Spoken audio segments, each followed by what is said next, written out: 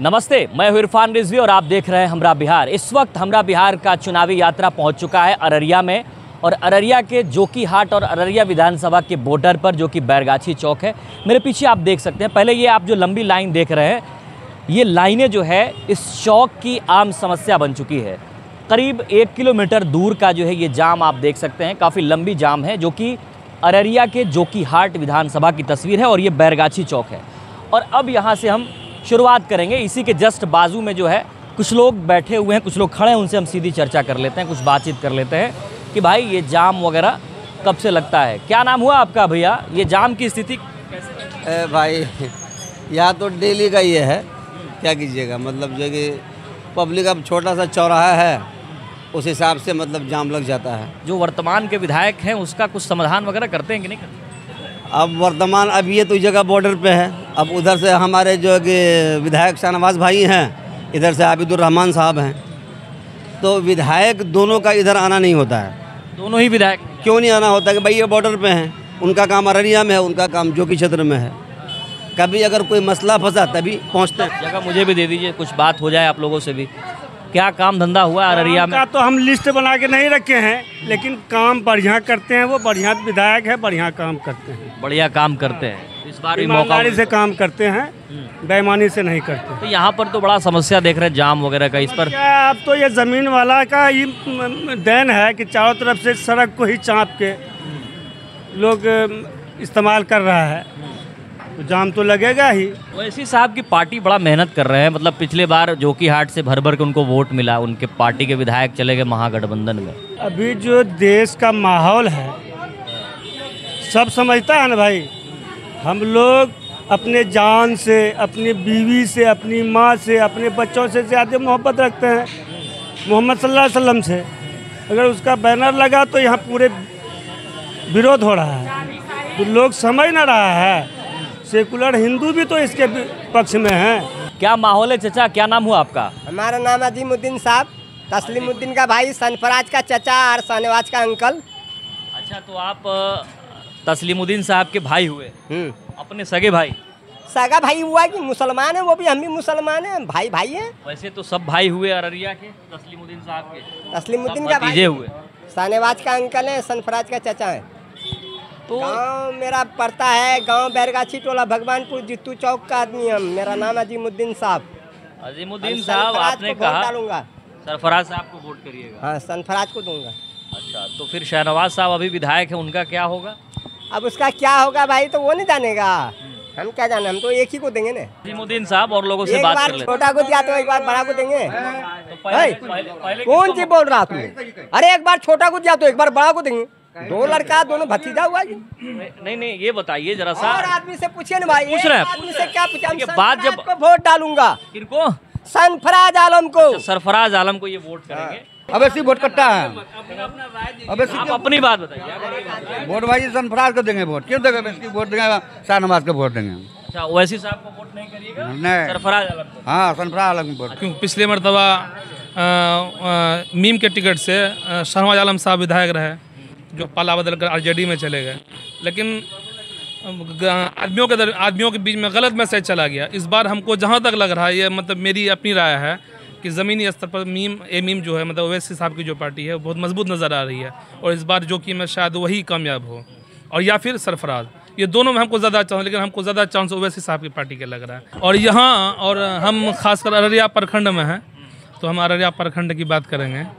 तो हमारे यहाँ शाद अहमद बबलू साहब हैं, जो उम्मीदवार हैं अररिया क्षेत्र से। उबैदुर रहमान साहब काम नहीं किया? देखिए, ऐसे तो आदमी वो बहुत शरीफ हैं, लेकिन आदमियों से जो संपर्क होना चाहिए था उनका, वो नहीं हो पा रहा है। हाँ, संपर्क नहीं हो पा, हाँ, टूट। क्योंकि किसी भी मसाले पे कहीं कोई मसला हो जाता है तो वो आते नहीं हैं। और हमारे जो यहाँ जो बबलू मुखिया साहब हैं, ये हर मामले में जब आदमी को कोई परेशानी या दिक्कत होती है तो हमारे मुखिया जी हर हाल में वहाँ खड़े हो जाते हैं, सीना तन कर खड़े रहते हैं।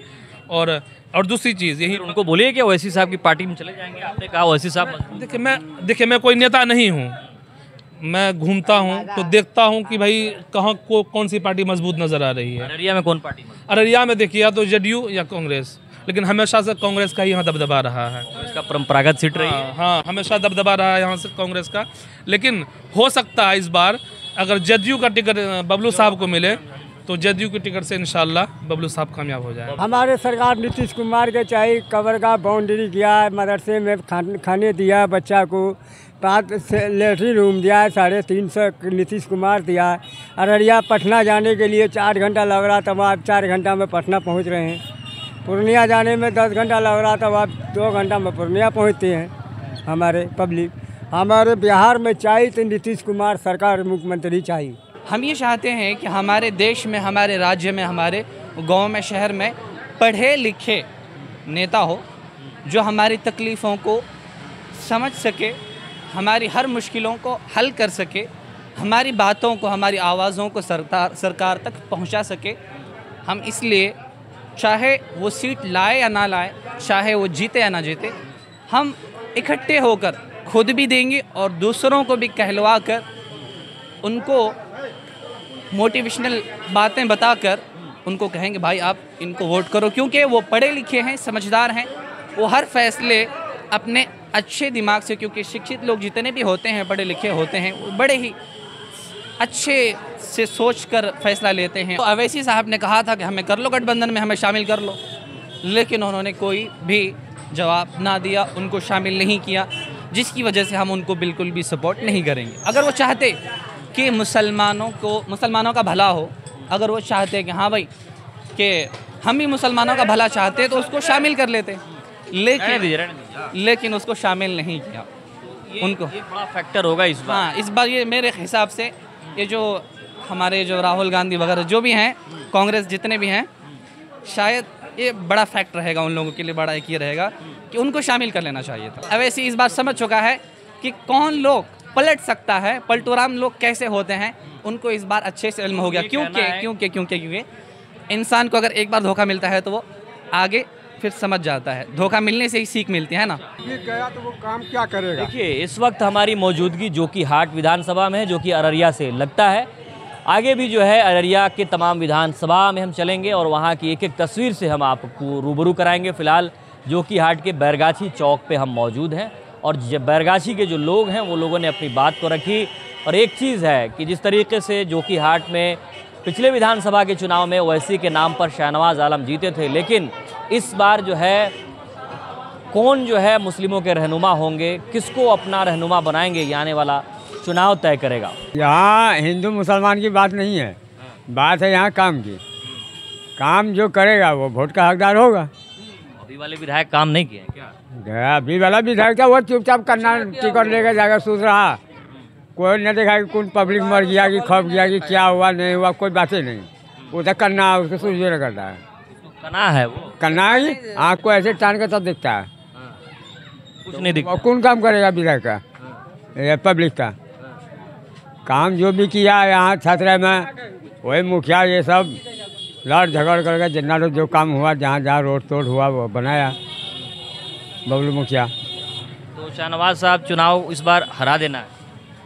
हम वो जोकी में नहीं पढ़ते, हम अररिया में पढ़ते हैं। अररिया में? अररिया में। तो अररिया में आप जो है कांग्रेस के विधायक को हरा देंगे? कांग्रेस का नहीं, हम लोगों का जो यहाँ शायद हम बबलू खड़ा है, वो जिसका भी टिकट लेकर आएगा उसको जिता कर भेजा जाएगा। बहुतों आदमी का नाम कटा है जो कि अभी भी लिस्ट से टंगा हुआ है मुखिया जी का ऑफिस में कि सुधार करो सुधार करो। वो कागज बनाने जाता है बोलो, वहाँ कहता है 1000 टका दो, न 1000 टका जुट रहा है न वो नाम जुटा रहा है।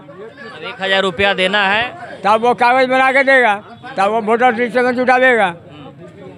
तो वो 1000 टका न होता है न वो कागज मिलता है उसको, न नाम काट दिया, नाम कट गया, वहाँ लिस्ट टंगा हुआ है, नाम लिस्ट टंगा हुआ है। तो हमें ये बताइए कि ये जो नाम कटा वोटर लिस्ट से, तेजस्वी यादव, राहुल गांधी ये लोग यात्रा निकाले, वोटर यात्रा, तो सबका कुछ असर चुनाव में पड़ेगा क्या? नहीं, कोई असर नहीं पड़ेगा, इतना कोई असर नहीं पड़ेगा। कहीं नाम कटा नहीं है, सबका नाम जो गड़बड़ था सब सही हो गया, सब दुरुस्त हो गया। दुरुस्त हो गया। तो मतलब ये सब वो सोचता है कि हमारे लिए पब्लिक तो यहाँ मतलब जो है कि मुस्लिम में सोच रहा है कि हमको वोट मिलवे करेगा, वो नहीं होगा। जो सरकार है वही सरकार को हम लोग चुने हैं और वही सरकार को वोट देना है। नीतीश कुमार? हाँ, नीतीश कुमार को।